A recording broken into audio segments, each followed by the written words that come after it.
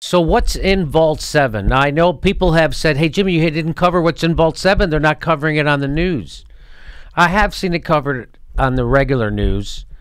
They do cover it funny, but what's in it is that here, I'll go right to Wikipedia. This is from Wikipedia. Vault 7 is a series of documents that WikiLeaks began to release on March 7th that details activities and capabilities of the United States Central Intelligence Agency to perform electronic surveillance and cyber warfare. The files dated from 2013 to 2016 include details on the agency's software capabilities, such as the ability to compromise smart TVs. So I'm sure you've heard this. So they now have technology where they can get your smart TV and turn it on, even if you have it turned off. They can turn it on and listen to whatever's going on in there. You know, in Orwell, in 1984, they had the TV screen was the whole wall and it could see back. And so I just know they can see back now too. So so that's another reason why I didn't cover this stuff, because there's nothing we're going to do about it. And they can do this, and they're doing it all the time. So they've compromised, including Firefox, Google Chrome, Microsoft Edge, and the operating systems of most smartphones, including Apple's iOS and Google's Android. There's this thing called WhatsApp that I was with some people who were underground protesters were using. So the CIA, whoever, so law enforcement or the government didn't tap into our stuff and surveil and know what we were doing. And I thought it was a little much, like, come on. No, turns out that's also something that so there's this app called WhatsApp, and it encrypts everything when you communicate with other people who are using that app. It's a great way to communicate with people if you think you might be being spied on. Turns out they know how to get the information before it gets encrypted. So whatever you put on, they'll grab it before it gets encrypted. That's according to this Vault 7. So they got everything. So this, no matter, I could go into the details, but they are crazy that they can do stuff like that with that. What you think you're getting around people. So I'm not going to text you. I'm not going to use Facebook or Twitter. We have this app called WhatsApp, and it encrypts everything, and nobody can. They get around that too. So what else? As well as other operating systems, Microsoft Windows, Mac was on the line. So that's what I learned. It's crazy what they. I mean, I is have crazy. This friend, and I don't know if I'm going to do like an amazing job explaining this, but what he would do, he was a big tech guy. He would actually send, like you have like cookies and stuff like that, like in your computer. Yes. And like he would send out fake information, just like dummy information, because he was like, well, I don't want them to know what I'm up to, so I'm just going to send this fake information so they can just deal with that. I don't know the exact, I'm sure there's like proper verbiage for what that is that he was doing, but like I wonder if there's a way, well, no, they got the right information first, and I'm sure there was now. I used to think he was nuts, but now I'm like, he was probably onto something doing I used to think the people I was hanging around with were nuts when they were using that app and saying, hey, you got to use this and don't. I'm like, no, it is true. And, we already know, because here's the thing. Hey, did you hear about the latest spying stuff from the CIA? They already have every text and email and phone call. They already have them. That's why, to me, this was just, now they can turn your TV on. They already have my text, phone calls, and emails. They can turn your TV. That's the whole thing. You see people with the tape over their computers, so people can't use the camera on your computer, like with your Skype camera, to look at you. What the hell? I don't do that, because what are they going to see? They're going to see my face while I'm jerking off. What are they going to see? What do they want to see? I don't know what they're going to see. What are they going to see? So I don't put the tape over my thing, but I'm sure that's dumb of me. I'm sure that I'm sure there's going to come out a story about a guy didn't put tape over it. They screwed him.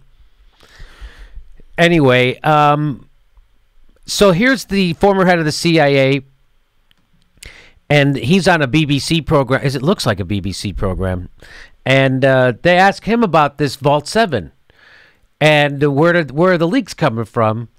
I'm considering the Vault 7 covered on the Jimmy Dore Show. If you want more in-depth about how they can get in and the things they do, go ahead. But they already have your text, emails, and phone call. They already have everything. So that's why I just think that. And by the way, all they have to do is call you a terrorist, and they don't have to give you a trial. So now they have your phone. So like if you have information that's about to expose a crime inside the government, now they could just throw you in jail and say you're a terrorist, and no trial, no nothing. And anyway, so we've talked about that. So here is the former head of the CIA, and this is what he had to say. He was on. What do you do about the issue of people inside the intelligence community? As Mark was saying there are 800,000 with top security clearance here, 21,000 in the CIA alone. Someone, somewhere, got hold of these documents and decided to pass them on. How do you ever stop that happening? Yeah, that appears to be the story, Caddy. I don't want to jump to conclusions. Let's see how this plays out. There are other possibilities, but let's take that as our working hypothesis. And what are the other possibilities? Someone got this information that gave it to WikiLeaks. What are the other things? I don't know what the other possibilities are. I don't know why he would even say that. But anyway. You've raised an incredibly difficult question. Number one, just a sheer number, as Mark's pointed out. How do you make sure every one of them was and remains, which may be the problem from time to time, a loyal American or a loyal member of British security services and so on? Beyond that, Caddy, there's another dynamic at work here. In order to do this kind of stuff, we have to recruit from a certain demographic. And I don't mean to judge them at all, but this group of millennials and So when he says, I don't mean to judge them at all, what he means is I'm judging them 100% right now, and I'm painting with a broad brush about a generation of people. That's what, when he says, I don't mean to judge them. That, just so you know, that's why I'm here. I'm here to frame it.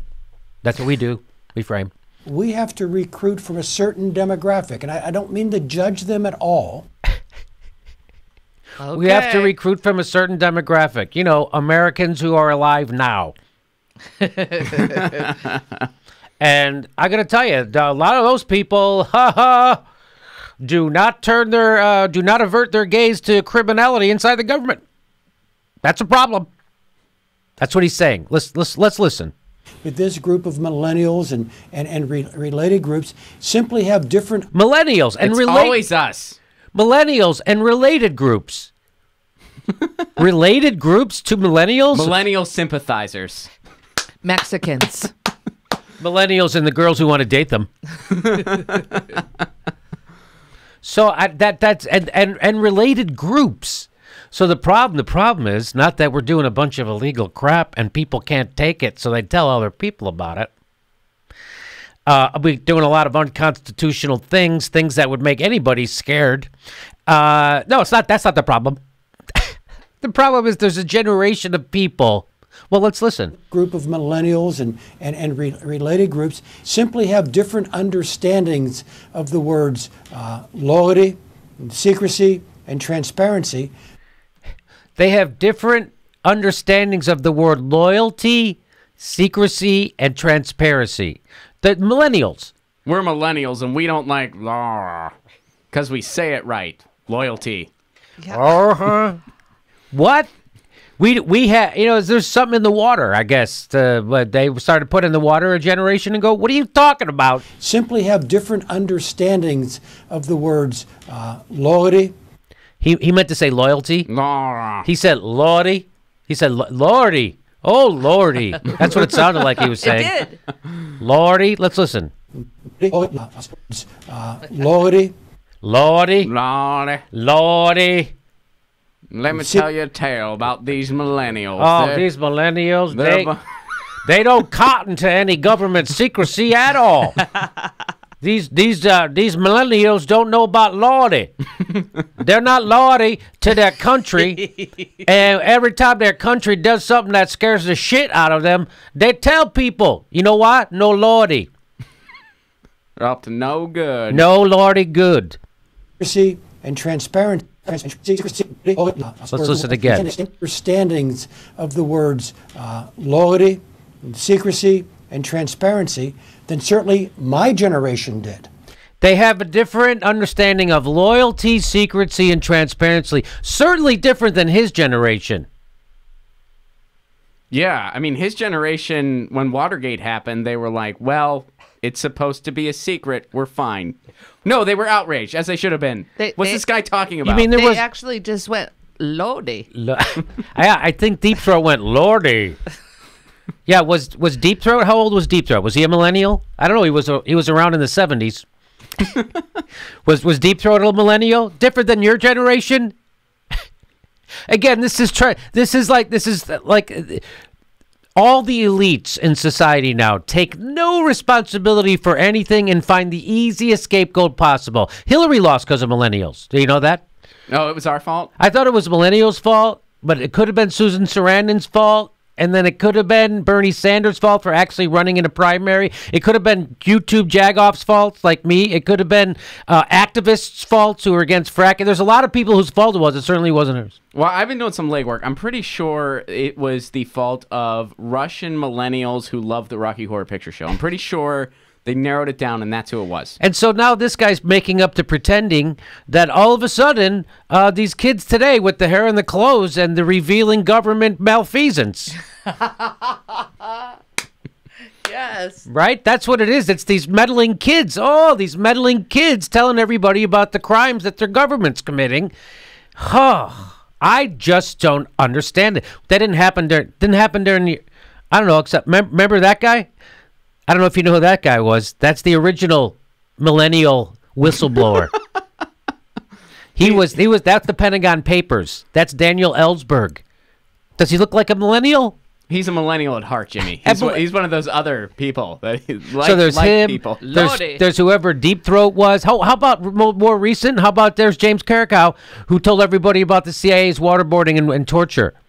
He's a 52-year-old millennial. I don't know if you noticed that. 52 years old millennial. Says it right there. 52 years old. Millennial. What the fuck is wrong with these people? This guy's like, he's supposed to be a smart person. He's the head of intelligence. So you know how fucked up things are when the guy who's a head of intelligence says something as stupid as that a nightclub uneducated YouTube jagoff can see right through how stupid it is. And he's talking about one of the most important things in the news right now. That wasn't an off comment he made at lunch when he already had 3 cocktails. This is something he thought about. He has a theory, and he wants to give it to the world right now on fucking television. So that's the thing. It makes you scared when you realize that the people you think are smarty pants people aren't. When you realize guys like this are idiots, that makes me uncomfortable when I get on a plane. You ever meet a pilot and get to know him? It makes you uncomfortable. You're like, these guys are just as dumb. Right? You walk in, you see, you ever go to a airport bar, watch a bunch of pilots, watch Fox News, like,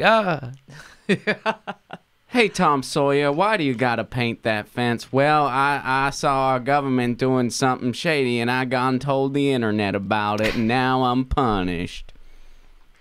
And so we bring these folks into the agency, good Americans all, I can only assume. But again, culturally, they have different instincts than the people who made the decision to hire them. And we may be running into this different cultural approach that we saw with Chelsea Manning, with Edward Snowden, and now perhaps with a third actor. It's almost like he doesn't like that they have a moral compass. And that is a real definite problem for these millennials. Yeah, these the problem with this, it's cultural. These people won't put up with government war crimes and lying constantly, and the Constitution crumbling. And that's my generation. We would shut up about it. So this guy's a fucking moron. All right, just so you know, that guy's a fucking moron. He's dumber than me. And the fact that he's a director of whatever just shows you how screwed up things are.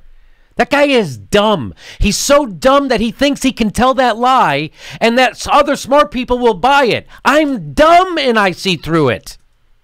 Well, Mr. Dore, I think you just need to learn a thing or two about law. I gotta get work on my lordy. Lordy.